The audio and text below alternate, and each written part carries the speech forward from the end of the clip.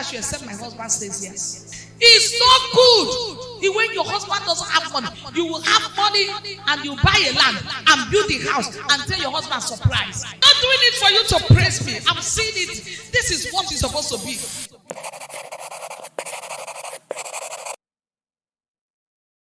Welcome to the Afterthought with Dr. Alice. Today we are going to talk about an issue that I have spoken about before. Christianity, religion, and women. If you are still here, it means you survived the rapture. For some of you, it may be your first rapture. As a millennial woman, I have lived through multiple raptures. That is another topic for another day that we will talk about. I am Dr. Alice. I am a trauma therapist, a resilience researcher, and a Ghanaian woman living in the US. Today we are going to talk about single women, married women, and the church using two videos. The first video is a video of what appear to be single women in wedding dresses at a prayer conference.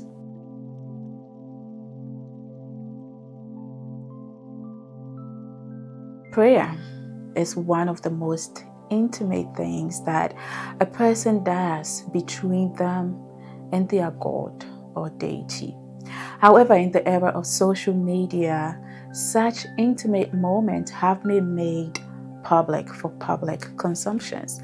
Churches use such moments to market or publicize what they can do in their church. This video has gone viral and people have had a lot to say. I felt so many things when I saw that video. As a woman in my 40s who was raised in the church, I can relate to that video.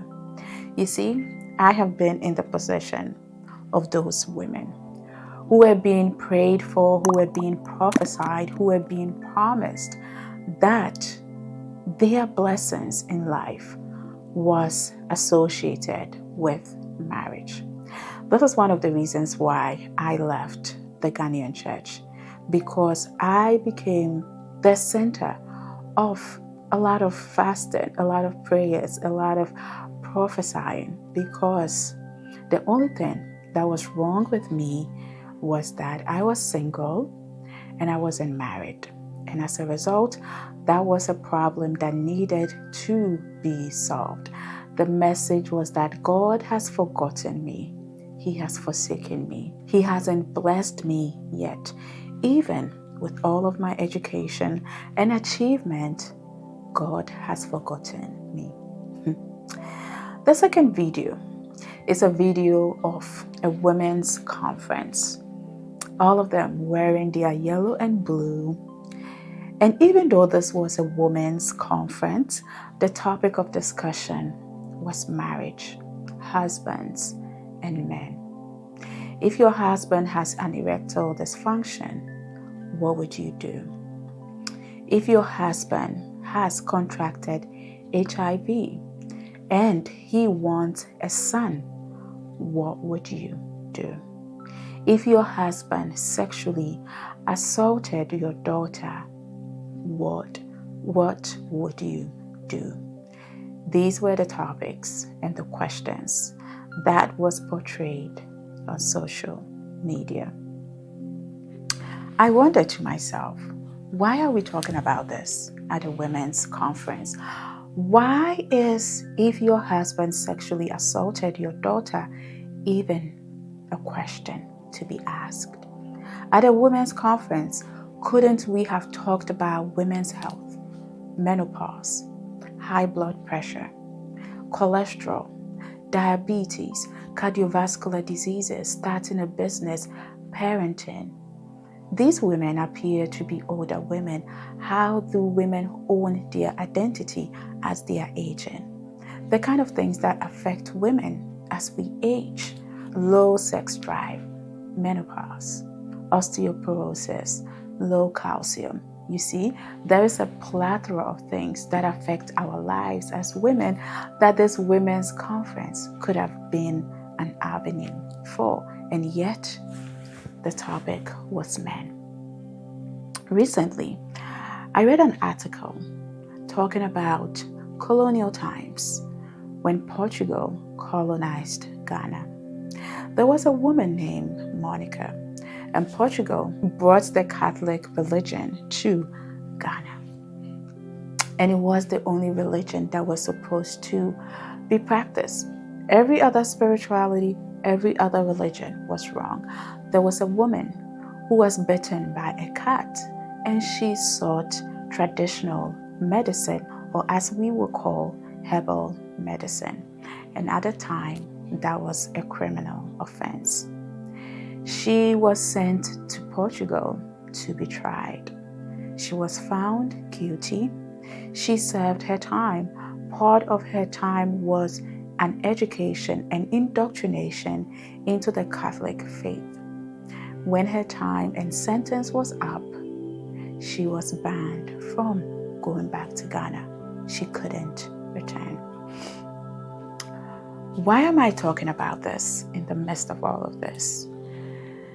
When we talk about trauma, when we talk about generational legacies, sometimes we have to go look into the past. It's not about making excuses. It's about understanding why we got to where we are today. Why do we have a generation of African women? Why do we as an African community are so focused on religion, and women are the center of religion?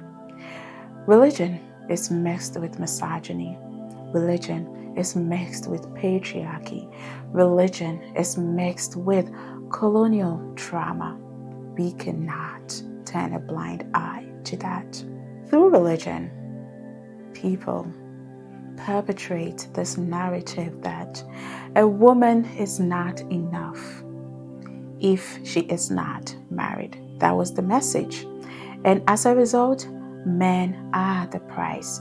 If you can go to the extent of buy a wedding dress when you are single and to be prayed for and to be portrayed as this desperate person praying for marriage at all cost, when a man comes into your life, you have to jump at the opportunity. Divorce is not an option. Whatever happens in that marriage, you have to stay there because you fought for this marriage, because this is your blessing, this is your prophecy, this is your reminder that God hasn't forgotten you. This is generations and generations of trauma that it is going to take time to untangle, to undo, to dismantle, and to learn. Don't get me wrong. There is nothing wrong with having a relationship with God or having a relationship with any deity or whatever your spiritual practices are. There is nothing wrong with that. And there is nothing wrong to be loved by a partner, to be in a healthy marriage. What is wrong, harmful, and unhealthy here is the idea that as a woman, your blessings are associated with marriage. As a woman, no matter what you do in the world, you would never be enough if God doesn't give you a husband. As a woman, no matter what you have attained in life, you have to make sure that you pray, that you fast, that you seek the face of God so that He gives you a husband. This is sad, and this is years of trauma. I can talk about my own experience of the difficulty for me to re-establish my relationship with my faith and with God, because it becomes difficult when those messages have been reinforced over and over again that Alice, you are not enough. Look at you. You are so sad. We have to get you a husband at all cost. If we do not address this issue, it is going to be a reoccurring issue, and the pattern and the cycle of generational trauma would continue to perpetrate over and over again. The church has a big responsibility of giving people the autonomy, of looking at the blessings of God for women from a multidimensional perspective.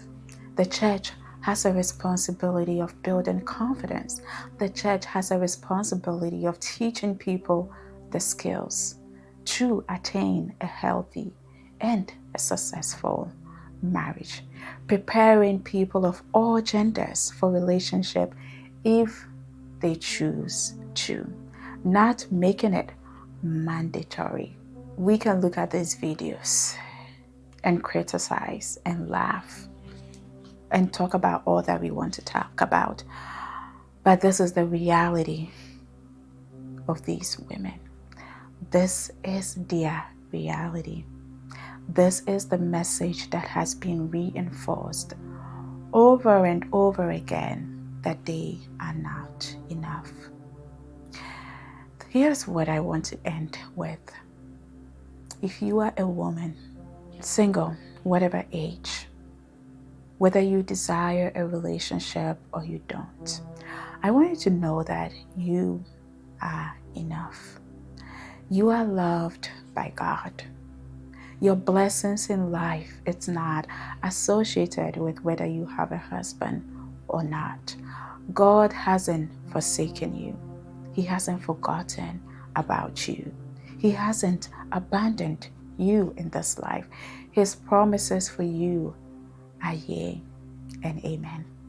You were created in an image of a God that no human being can think about, can even imagine. That is the God that you were created with. And so do not be despair. Do not look down on yourself. Do not underestimate yourself. Do not sell yourself short. Do not settle for less than what God has intended for you just because a pastor prophesied or told you so. If you haven't subscribed yet, please subscribe to this channel for more of these conversations. And you can follow me on other social media platforms. And keep an eye out for the Coming Home to Yourself journal, a journal that is going to be a movement for us as Ghanaian women, African women, to take that first step when it comes to healing from these generational trauma that I have talked about. So go to the link and sign up, and I will definitely see you in the next video. Take care of yourself, and if you can, I want you to take care of another person too.